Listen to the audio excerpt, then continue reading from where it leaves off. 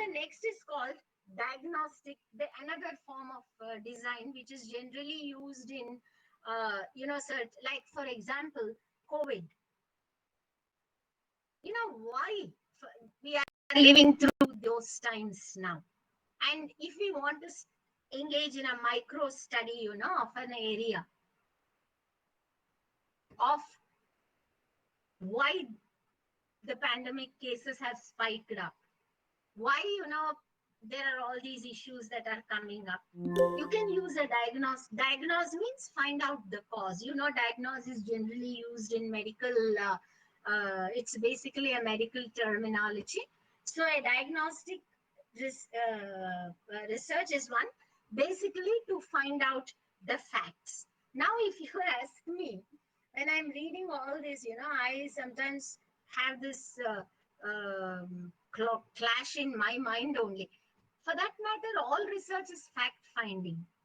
If you look at the explanation of diagnostic design, but sometimes you have chosen a particular problem and you are going there wanting to find out why that incident has occurred, gather facts. That design is called diagnostic design. And perhaps one of the most widely used, I think in that day while talking about hypothesis also I mentioned this to you. One of the best most widely, it's a popular forms of design is what is called the experimental design. The word experiment basically is generally associated with pure and natural sciences. We think we cannot engage in experiments. Well, it is true that you cannot. Let me clarify very clearly.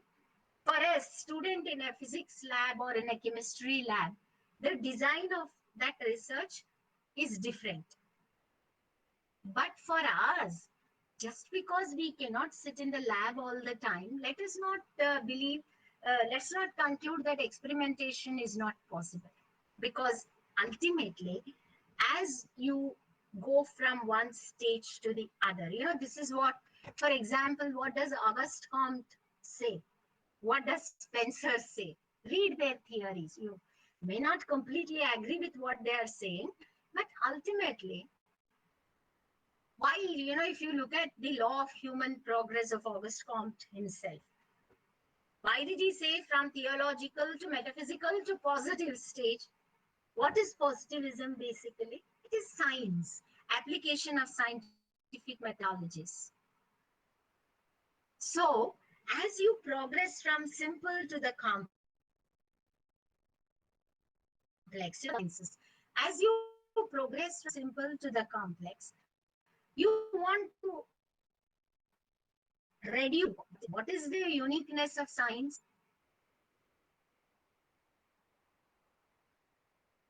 Yes, for event or a phenomenon to there will be multiplicity of factors. But what is research basically coming down to in science? You start pinning down cause and effects. These remarkable advances in the field of medicine have happened because continuously they have been working. Continuously they have been struggling to establish a cause-effect relationship. When a cause is, they've been constantly working to diagnose the cause of health issue problems. So in social research also, if you have to innovate, if you have to come out with if you have to, arrive at meaningful changes in society, it is important that you use the experimental method. In experimental method, basically what will it do? It will try to find out whether two variables in a given situation are related. Sometimes they may be completely, the relationship between two variables may be completely positive. Is that what you're trying to find out in your research? It may be completely negative, or the change pattern, like if this changes in one way, that will change in another way. So experimental design is one which will try to establish the relationship between an independent variable or a dependent variable, or two variables, two or more variables. So ultimately, I will, before closing, say and ask, leave the time open for questions. What I'm saying is the type of design, it just does not include one aspect, but it includes the entire methodology of your study. So what you are you going to look only for facts to describe a particular research, the problem you have chosen? Are you going to ask questions and try to find answers? Remember, I told you in a research proposal, it is the way now you are looking at it is not to ask, not to have 20 objectives and go on, writing and describing. Now the trend in research, good research, according to me, is to raise some questions and to find answers. For that, you need to proceed in a certain direction. You have identified the questions, start looking for the answers. And that is experiment in social research. So all I would say is a design of research is basically a work plan for you. It is a kind of a, what shall I say? It's a kind of a roadmap that you draw for yourself. And you research is a road, it's a path. You walk on that path, and at different stages you will encounter different situations. So how you face that situation, what is your preparedness, how much time you are going to allocate, what questions you will ask, what questions you will not ask, and how you finally intend to present your result, all this forms part of the research design. So I will stop here and let you ask me questions. Thank you. Hello, ma'am. Hello? Yeah, please. Actually, I have two questions. Yes, please. And just before you said that experimental research regarding dependent variables and independent variables, Okay. then can a researcher should manipulate the variables to collect the data in experimental research in social Mani- science? by manipulate, you Manipulate mean, the what do you variables mean? to collect data or to Okay. in experimental research in social science. Uh-huh. No, when you say manipulate, what did you have in mind? Manipulate means that what we should say and what we should do in the field to collect data, and what we should not do. This kind of things, I think. I'm trying to say, like in natural research, that sometimes we have to, sorry, the researcher have to manipulate some ingredients. And Mm, uh, I mean, ma'am, he is trying to say that control of variables. The word control is suited more than manipulate. Isn't it, Ripon? yes, yes, ma'am, exactly. yeah, no, yes. Controlling means, you see, I think if I have understood your question correctly, and the way I look at it is, when you go to the field, yes, you have a certain idea. Okay, basically that is the hypothesis, that you are thinking that this may be the cause of this. We all have in certain ideas in our mind. So we say that this variable determines the occurrence of that particular event. But when you go to the field, I think personally for me, it is important to observe the reality and not to manipulate the reality. Because whether that reality matches the hypothesis you have formulated, whether the reality is accepting your hypothesis, or whether the reality is different from what you have imagined, I think that the best would be to accept that and present it.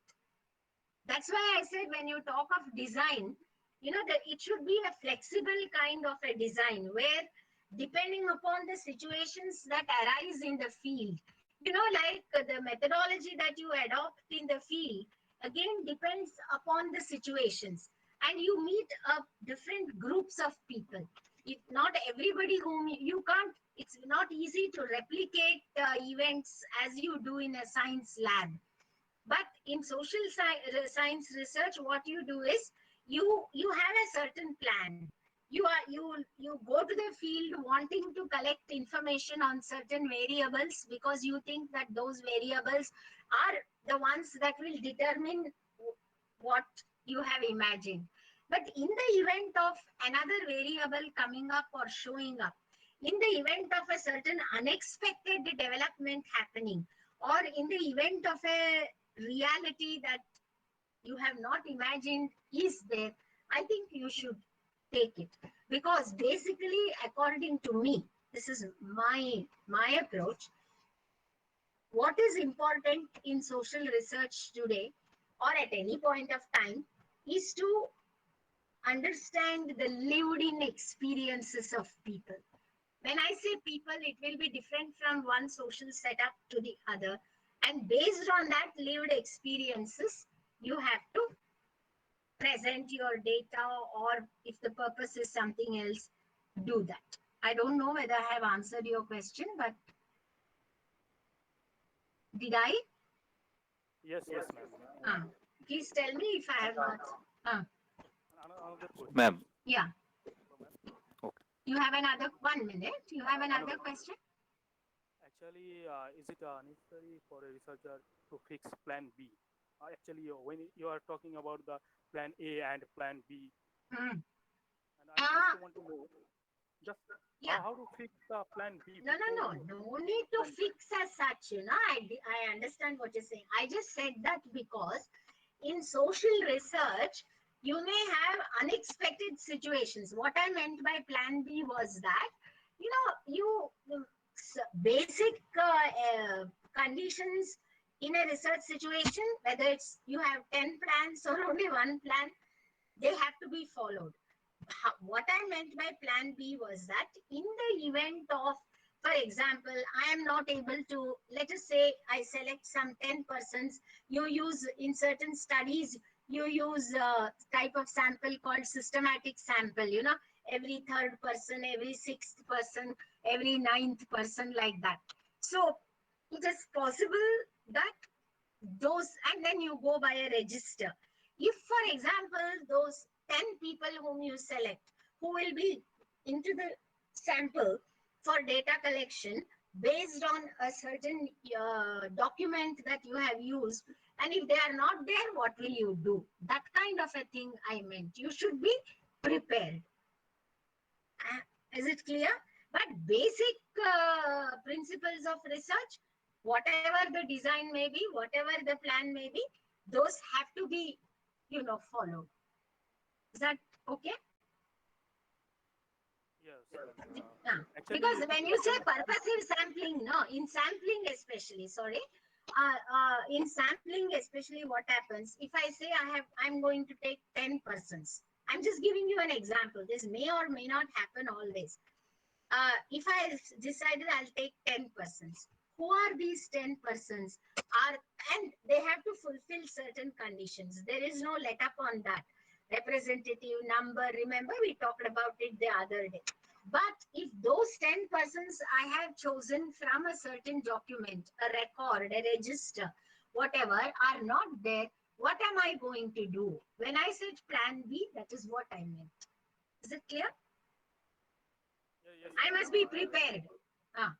Okay. To tackle the unexpected situation in the field. Yeah, exactly. That is exactly what I thought. Yeah, please. Clear? Yes, Please ask. ma'am. I have a question. Yeah, please. Yes.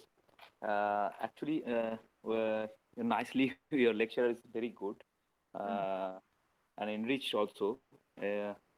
So I have a question, ma'am. Actually, you said we can use more than one type of research design. Yeah. Like descriptive or explorative or experiment. So if I'm able to set a topic or choose a topic on contemporary issue, and previously not done by any researcher. So that time, what kind of research or methodology I have to take? See, initially, that's what I said. It has to be, the word exploratory suits it the best, because you are going to new field, a topic which nobody has done so far, or maybe we don't have material that is available in that forum. So you have to choose a methodology where Yes. you first go and acquaint yourself with the field before formulating your objectives, before formulating your hypothesis, before formulating your methodological tools. You must go and explore the field. That is exploratory design.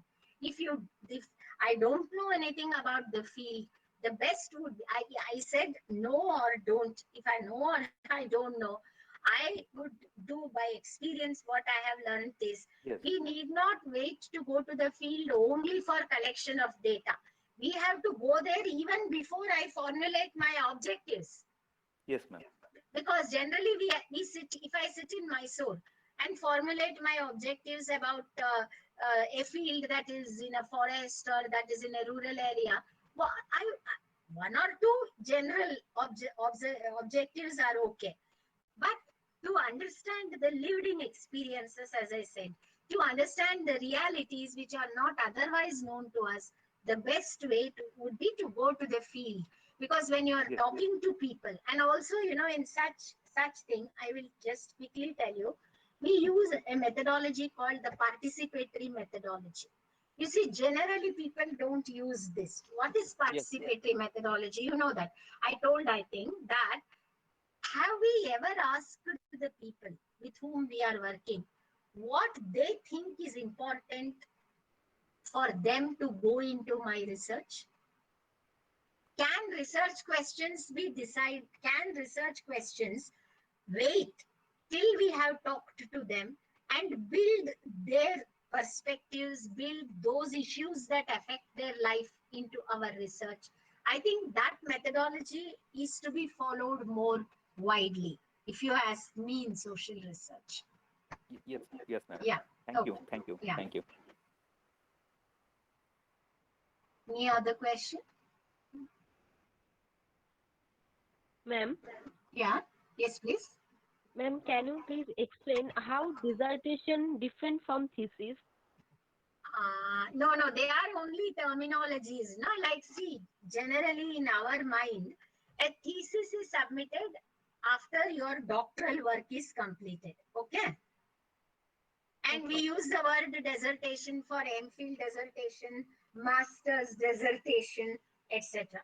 But in a number of universities, they use the word doctoral dissertation. So dissertation, basically, some terminologies are used in different ways in different places. If you ask me, there is no difference between the two. Generally, in the usage, what you see in usage is that the word thesis is, the use of that word thesis is limited to PhD, the end product of a PhD program. But many universities are using the word doctoral dissertation. What does that mean? There is no difference between that and the thesis. So they can be used interchangeably. Is that clear? Okay. Yeah. Okay, thank you, ma'am. Okay.